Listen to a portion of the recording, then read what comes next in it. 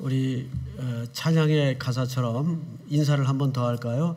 금년엔 주의 사랑을 풍성히 누리는 한 해가 되기를 바랍니다. 인사 좀 하세요. 인사가 좀 길지만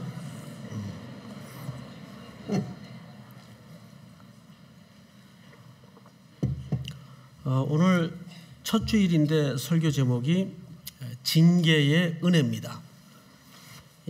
두 단어 자체가 모순이죠. 징계인데 은혜래요.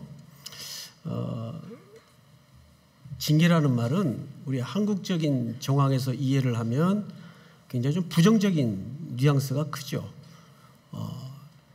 우리 한국 사람들이 알고 있는 징계의 의미는 이렇습니다. 너 잘못했으니까 3년 형을 받아라. 또는 세대 맞아라. 이거는 성경에서 말하는 징계의 의미는 아닙니다. 영어로는 그것을 우리가 보통 punishment라고 그러죠. 체벌입니다. 말 그대로 그것은. 그런데 오늘 성경에서 절절히 등장하는 단어가 징계라는 단어인데 여기서 표현된 이 헬라 말은 파이데이아라는 단어를 썼어요. 파이데이아. 근데 이 파이데이아라는 말이 영어 번역에는 son making, 또 쉽게 우리말로 직역을 하면 이런 뜻이 됩니다. 자녀를 양육하다. 더 풀어 설명을 하면 자녀를 키우다. 이런 뜻입니다. 그러니까 자녀를 양육하고 키우고 만들어가는 과정은 자녀들의 시각과 기준에서 볼 때는 이것이 은혜입니까? 아닙니까? 은혜죠. 근데 왜 여기다가 징계라는 단어로 번역을 했는지는 알 길이 없어요. 이걸 조금 원문에 더 적합하게 표현을 했으면 좋았을 텐데 이 말이 갖는 어감 때문에 우리는 체벌의 개념으로만 이해를 하는 습관이 있습니다. 그런 의미가 아니에요. 그러면 한 걸음 더 들어가서 안 그래도 지금 이 히브리 독자들은 1세기 상황에서 사회적으로, 경제적으로, 육체적으로 어려움 속에 있단 말이에요. 그런 정황을 히브리 기자가 너무도 잘 알고 있을 텐데 거기다 대고 징계라는 수단을 통해서 이들에게 뭘 도대체 전달하고 싶은 걸까? 좀 이래야 목회적으로 맞는 거 아니겠어요? 여러분, 저 앞에 지금 고난과는 비교할 수 없는 영광의 축복이 기다리고 있습니다. 조금만 견디십시오. 서로 힘을 내십시다. 하나님이 돌아보실 겁니다. 이래도 지금 주저앉을 똥말똥한데 여기다 대고 자꾸 징계라는 이 험한 표현을 통해서 설명을 했을 때 마치 이런 느낌이 들지 않아요? 아주 그 직구를 날리는 그런 느낌이 들지 않습니까? 이왕이면 좀 그런 마일드한 표현으로 좀 성도들을 격려하고 위로하는 차원에서 설명을 하지 않고 고난은 당연한 것입니다. 그 고난과 맞서십시오. 그 고난을 이겨야 됩니다. 고난은 더 많은 고난이 불것을 닥쳐질 것에 대한 예언입니다. 이런 내용으로 기술을 했단 말이에요. 여기에는 아주 중요한 이유가 있어요. 그래서 우리는 오늘 이제 그 이유를 이제 첫 번째로 한번 구약의 배경을 통해서 생각을 나눠보도록 하죠. 5절을 한번 볼까요? 또 아들들에게 권하는 것 같이 너희에게 고면하신 말씀을 잊었도다 일렀으되 내 아들아 주의 징계하심을 경히 여기지 말며 그에게 꾸지람을 받을 때 낙심하지 말라. 어떤 본문을 인용을 했네요. 그죠? 근데 이게 어느 본문을 인용한 건가 하면 구약 잠언서 3장을 인용한 내용입니다. 우리 원문을 한번 보십시다. 3장을 띄워주세요. 내 아들아 여호와의 징계를 경히 여기지 말라. 정확히 같이 나오죠? 여기지 말라. 그 꾸지람을 싫어하지 말라. 대저 여호와께서 그 사랑하시는 자를 징계하시기를 마치 아비가 그 기뻐하는 아들을 징계한 같이 하시느니라. 자, 여러분 일단 이 본문을 그대로 좀 두십시오. 거두지 말고. 지금 히브리인들 사이에 이런 거듭되는 반복되는 환난과 고난 때문에 서서히 마음속에 일어나는 큰 질문 하나가 생겼습니다.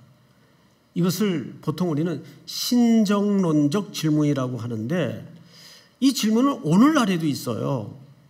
예를 하나 들어봅시다.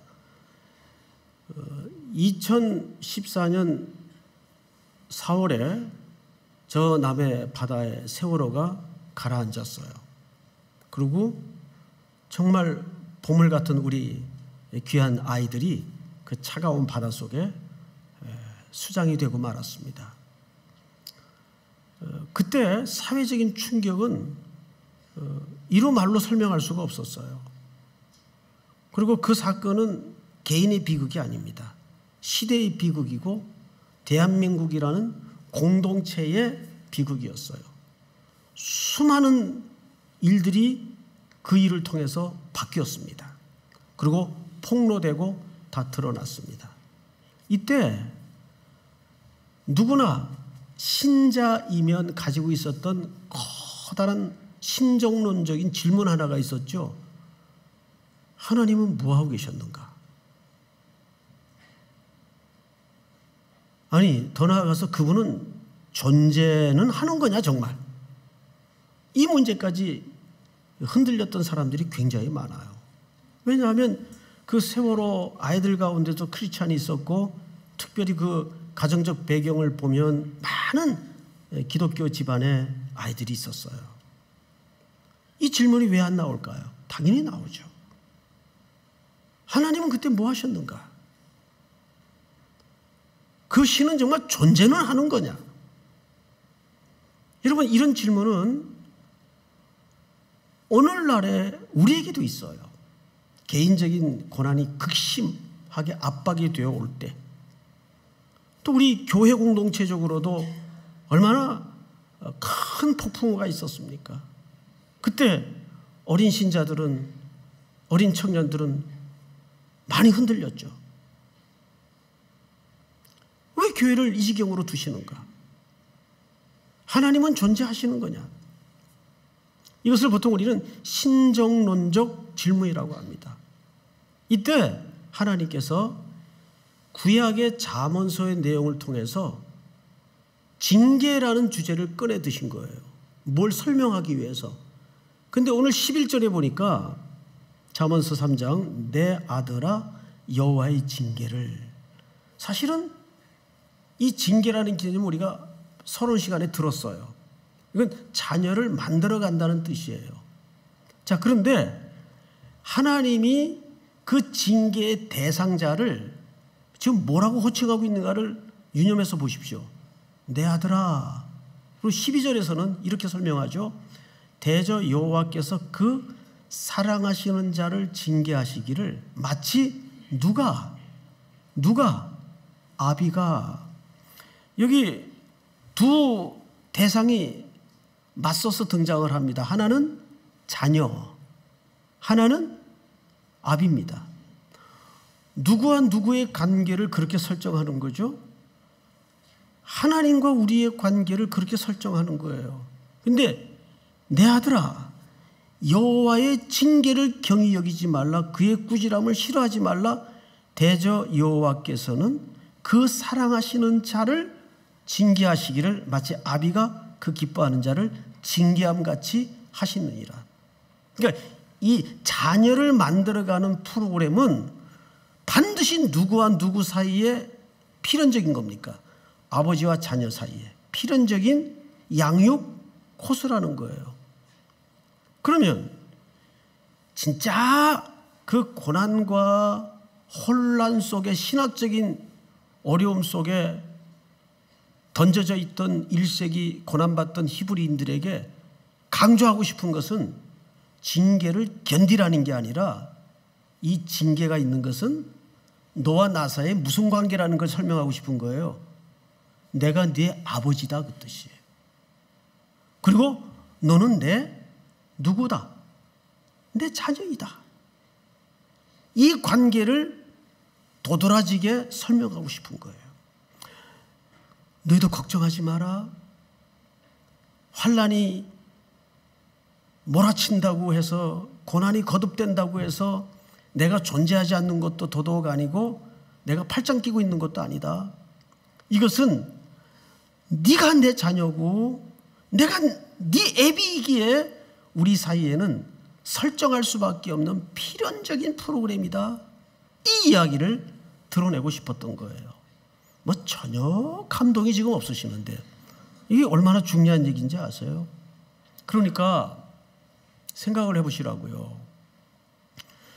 지금 비슷한 상황 속에 놓여있는 우리 청년들, 성도들이 분명히 있습니다.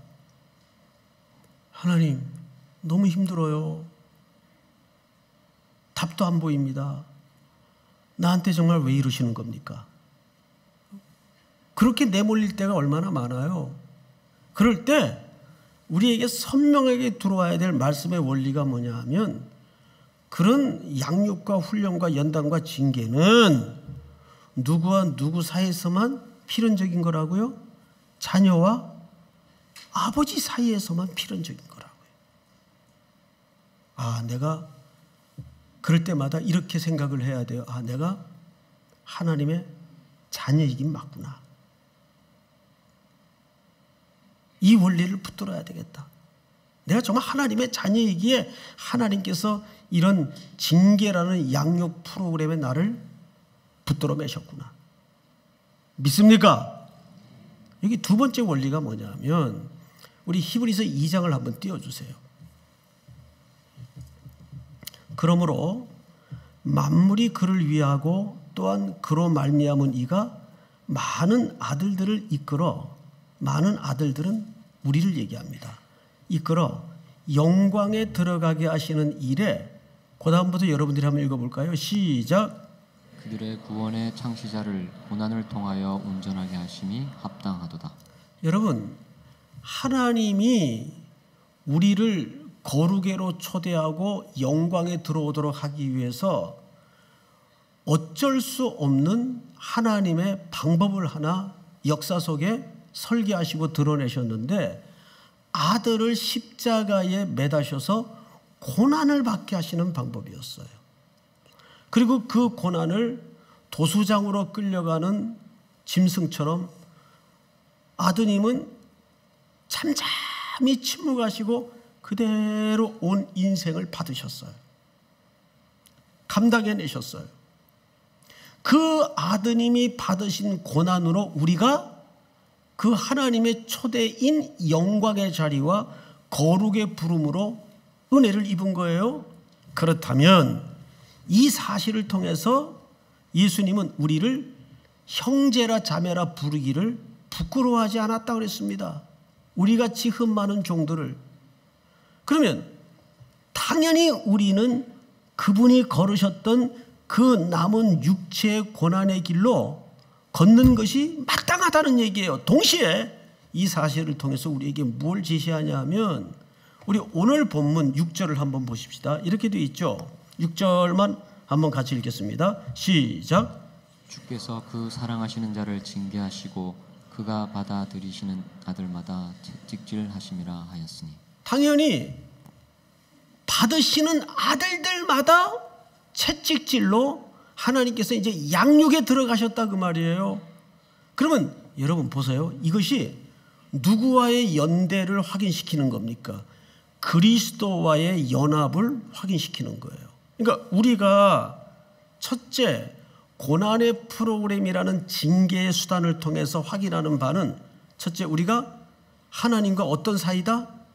자녀와 아버지 사이구나. 이걸 깨닫고, 두 번째는 우리가 그리스도와 함께 연합되어 있구나.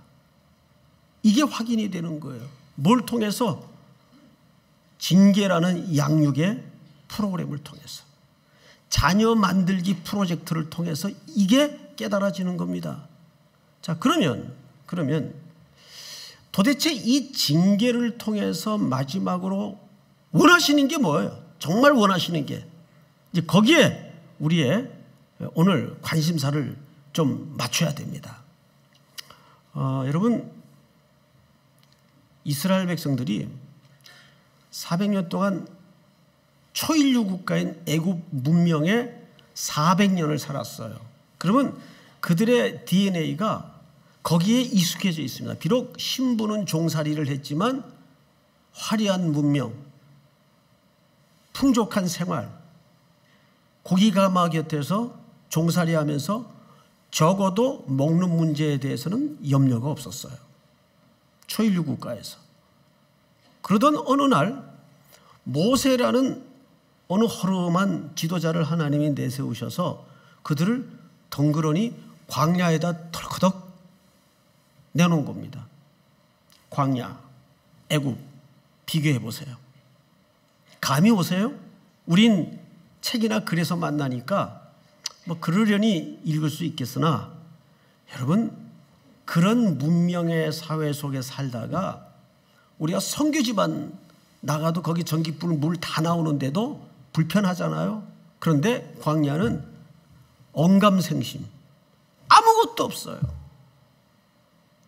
불뱀이 나오고 전갈이 돌아다니는 무서운 광야예요. 어디 씨 한 줌 뿌려서 농사 지을 땅 하나가 없고 더더군다나 어디 돈 벌러 나갈 데도 없어요. 뭐 있어야 돈을 벌러 나가지. 거기에서 몇 년을 돌아다녀요? 40년을 돌아다녀요. 어떻게 했어요? 사실 원래 가나안까지의 거리는 성경의 기록을 보면 10하루길입니다. 정확히 직선거리로 제대로 순종해서 말만 듣고 들어가면 10하루면 들어가는 길인데 초입에서 정탐꾼을 들여보내죠. 보고가 들어왔는데 10대 2로 의견이 갈라집니다. 2명은 여호수아와 갈렙입니다.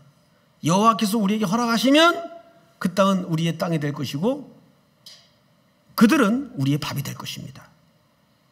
그런데 항상 역사적으로 결과물을 보면 다수가 옳은 건 아닌데 다수의 의견을 들어버리고 맙니다.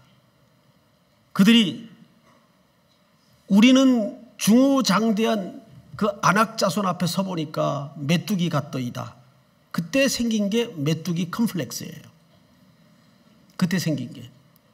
그리고 불만과 불평을 쏟아내니까 하나님께서 아주 무서운 얘기를 하나 남기고 그대로 실행합니다. 내 귀에 들린 대로 시행하리라. 그래서 40일 정탐의 1일을 1년으로 계산해서 정확하게 몇 년을 돌아다니게 합니까? 예, 40년을 돌아다니게 합니다. 그리고 40년 동안 그들은 광야에서 이제 큰 질문입니다. 어떻게 살았나요? 어떻게 살았어요? 농사해 먹고 돈 벌어서 그렇게 살았나요? 어떻게 살았어요? 어떻게 살았을까? 방법은 하나밖에 없었어요. 그걸 배웠어요. 하늘만 보고 살았어요. 그렇죠? 하늘만 보고 살았어요. 그걸 훈련하는데 40년 걸려요. 하나님밖에 답이 없습니다. 성경은 그거를 10절에 이렇게 묘사했어요. 10절을 보세요. 10절. 그들은 잠시 자기의 뜻대로 우리를 징계하였거니와, 그들이라는 것은 육신의 아버지를 얘기해요. 이 육신의 아버지들은, 여기도 아버지 많이 앉아 계시지만은 자녀들 양육 거의 대부분이 자녀의 유익을 위해서 징계를 하지만 사실은 자기 혈기에 못 이겨서 애들 징계할 때가 많거든요. 그런 과오를 많이 저지르잖아요. 저도 그런 과오를 젊을 때 많이 저질렀어요. 지금도 둘째한테 많이 미안해요. 처음엔 정당한 이유 때문에 매를 들었는데 매를 들다 보니까 자기 혈기에 그냥 더 열이 받쳐가지고 과오를 저지를 때가 있어요. 육신의 아버지는 그렇단 말이에요. 그런데 10절을 보시면 이렇게 돼 있어요. 오직 하나님은 우리의 유익을 위하여 그의 뭐에 참여하게 하시느니라? 거룩이 뭡니까? 자, 저를 보세요. 거룩이라는 것은 홀리홀리한 그런 우리식의 개념이 아니고 나누이지 않는 마음을 성결 거룩이라고 합니다. 즉 이 거룩이라는 개념은 관계 개념이에요. 광야 40년 동안 이스라엘 백성들은 답은 주님밖에 없습니다.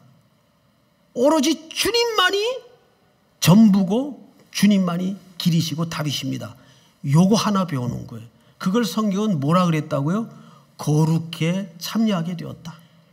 그게 거룩해지는 겁니다. 믿습니까? 그 결과로 오는 게 뭐죠?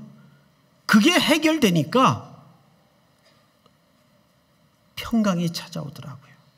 그래서 11절을 보시면 이렇게 돼 있어요. 같이 한번 읽겠습니다. 시작. 무릇 징계가 당시에는 즐거워 보이지 않고 슬퍼 보이나 후에 그로 말미암아 연단받은 자들은 의와 평강의 열매를 맺느니라. 아멘. 무슨 열매를 맺게 돼 있습니까?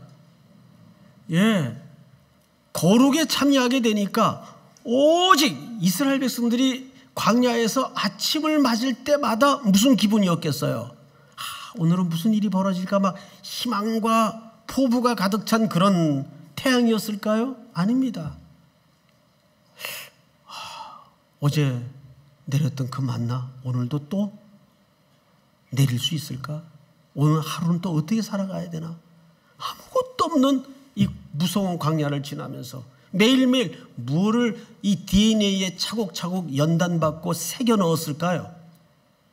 주님만 바라는 연습을 한 거예요. 광야에서. 그걸 여기서는 자녀를 만들어가는 프로그램, 징계라고 표현을 한 거예요.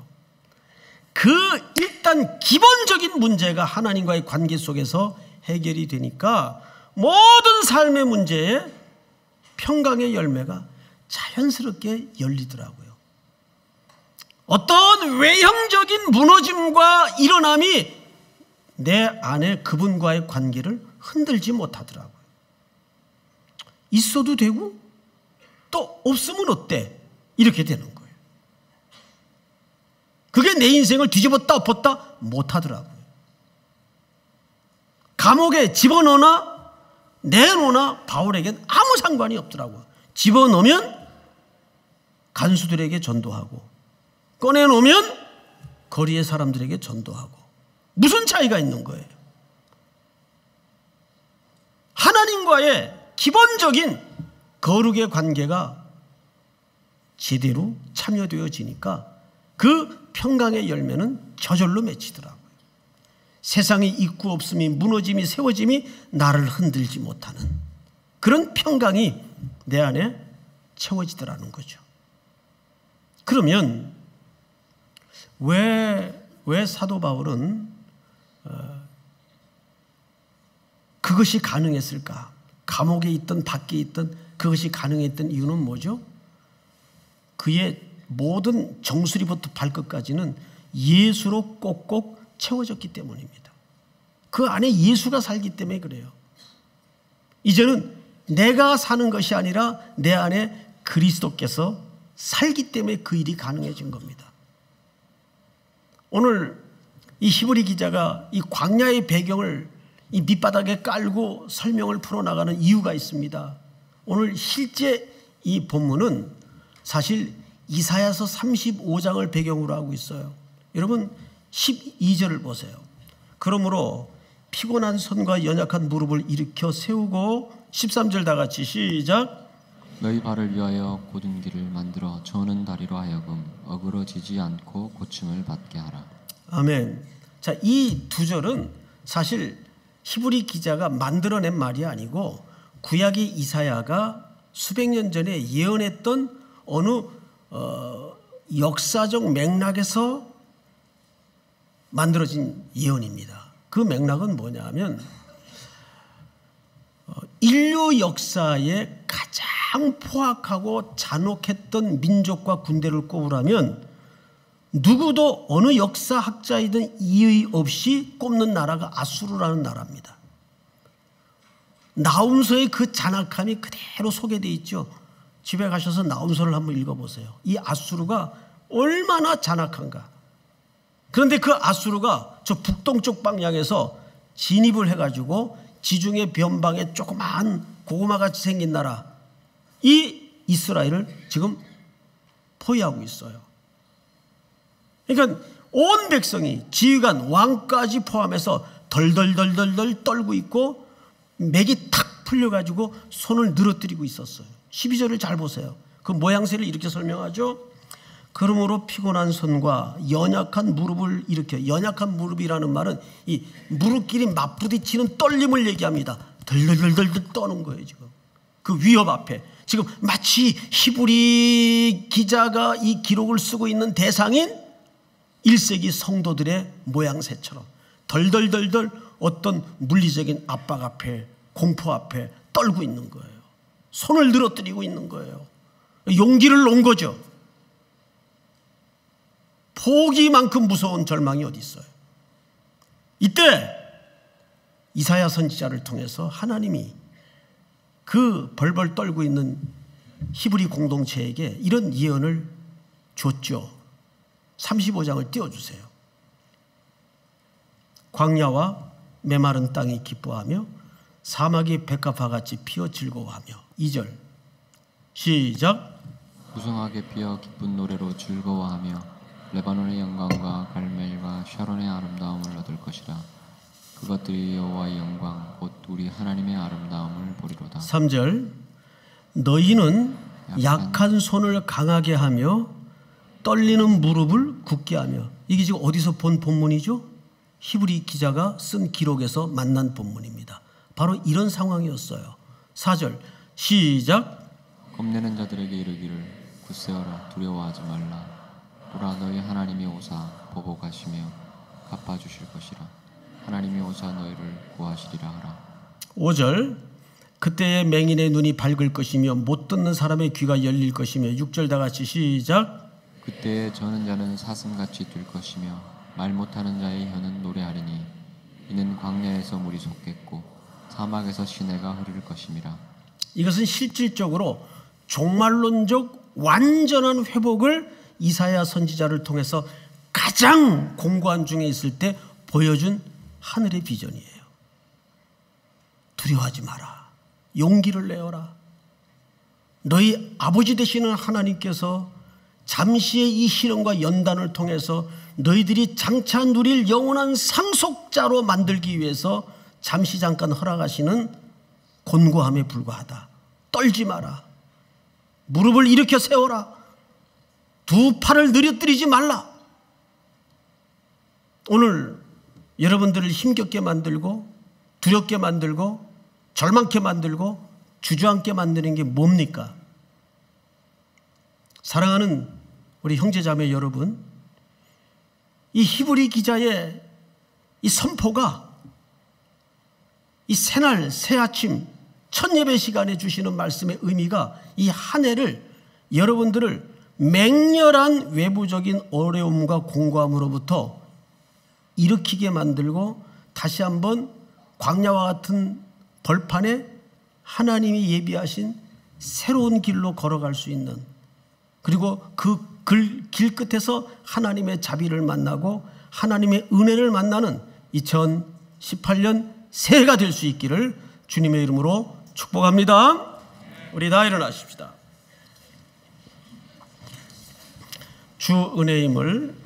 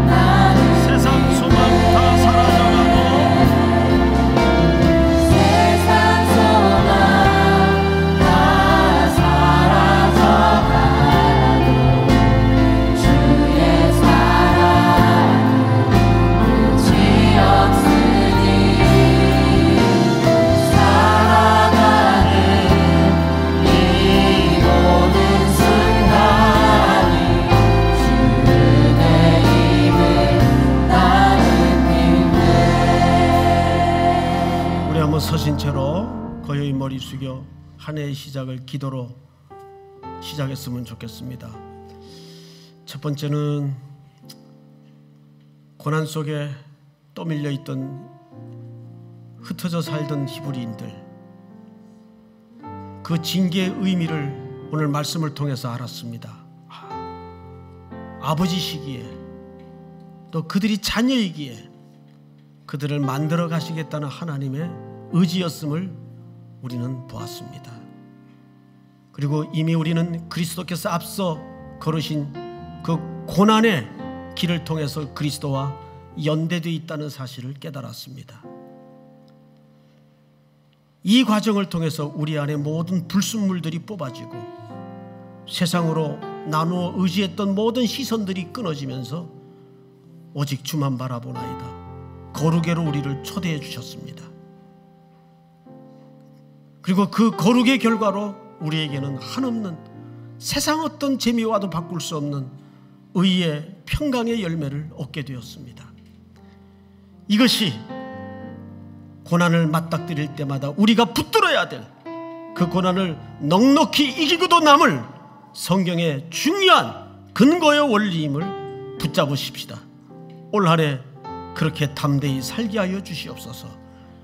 다가오는 고난을 피하지 않도록 도와주시고 넉넉히 이기신 그리스도께 묶여서 함께 넉넉히 이김을 주시는 그분께 우리의 삶을 승리로 순종케 하여 주시옵소서.